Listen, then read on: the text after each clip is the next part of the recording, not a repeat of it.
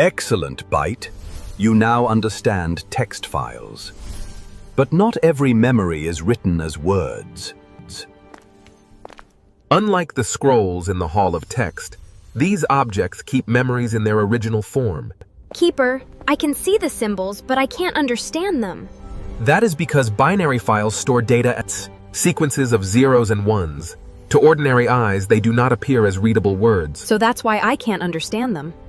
These bytes can represent many kinds of content. Not just one type of memory? Images, sounds, videos, much more. So the same language of zeros and ones can hold different kinds of memories? Exactly. Binary files can store complex structures. Those memories are staying together as one collection. Lists. Dictionaries, tuples, complete records. Entire collections can stay together.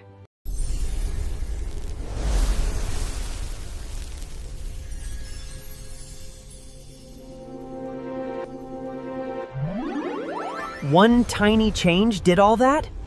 Even a single bit can corrupt a binary file. Good. I think I understand now. Binary files store data exactly as it exists in memory, using bytes made of zeros and ones. Because binary files are not human-readable, we need the correct software to understand them. And since every bit matters, even a tiny change can corrupt the stored data. Excellent, Byte. You have learned the true nature of binary files.